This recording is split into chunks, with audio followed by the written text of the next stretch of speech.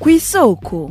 Kw'isoko ni ikiganiro mushikirizwa mukagitegurirwa n'urunani rw'amaradiyo Radio Inzamba agateka kawe, Radio RPA ijwi ry'abanyagihugu na Radio Television Renaissance.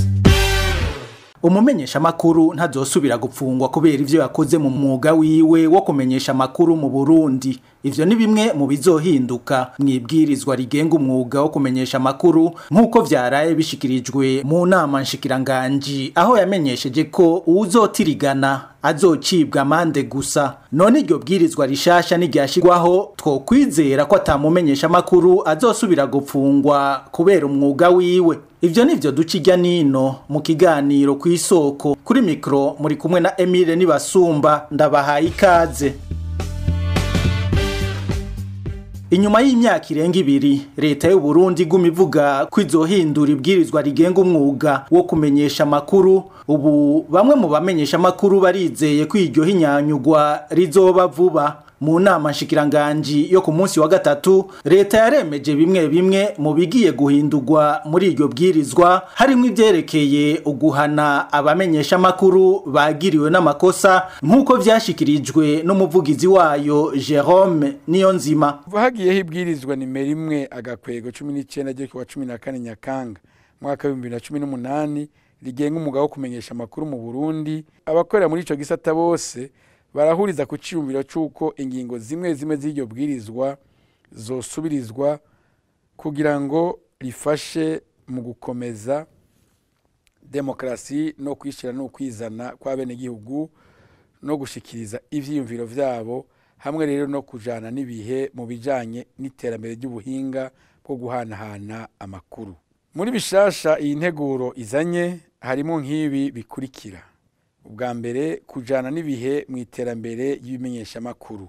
Ubwa kabiri, kwagura uburenganzira bw'umumenyesha amakuru n'ibimenyesha amakuru hamwe rero n'ivyo bisabwa. Ubwa gatatu, gutomora neza ikibanza c'amasinema n'amareresi hamwe n'ibikorwa vyo kumenyekanisha. Ubwa kane, gukuraho igihano cyo gufunga umumenyesha amakuru mu gihe yakoze amakosa y'umwuga bigasubirizwa no kuriha amahadabu.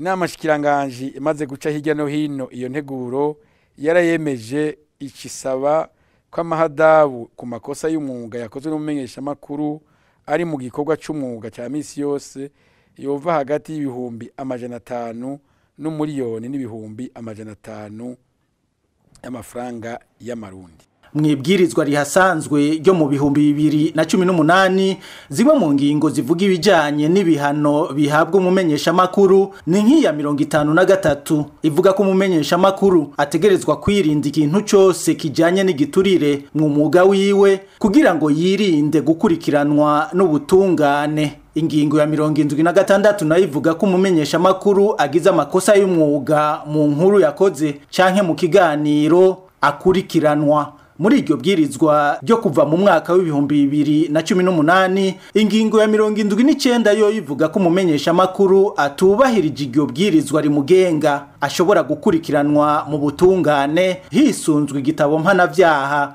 bita Code Penal.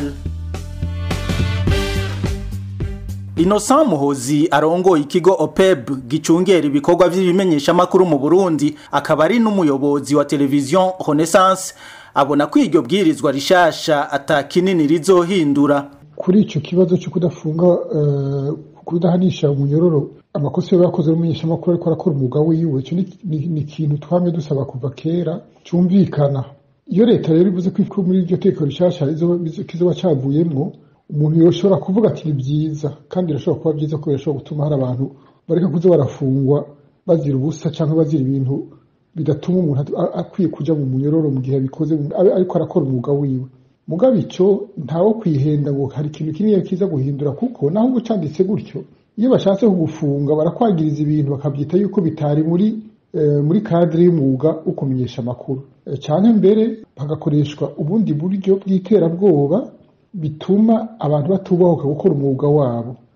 Urumva ni ikintu kiva ku mategeko yandi, nta ushobora gufata ngo article imwe y'itegeko ko yiza guhindura byinshi. Turazi neza mu Burundi ko hari n'amategeko amwe akiri meza, mugabo atabuza ko abantu bagira ibibazo bishimikiye ko atari amategeko akurikizwa hakurikizwa igikenye c'ababa bajejwe kuyakurikiza. Uburundi buza mu kibanza c'114 mu bihugu 180 biri ku rutonde rw'ishirahamwe Reporters sans frontières rujanye n'ubwigenge bwo kumenyesha amakuru ku isi. Mu Burundi kandi hakaba hari umumenyesha makuru yitwa Floriane Irangabiye w'ikinyamakuru Igicaniro yaciriwe imyaka 10 y'umunyororo inyuma yo gutabwa mu mvuto mu bihumbi 2022.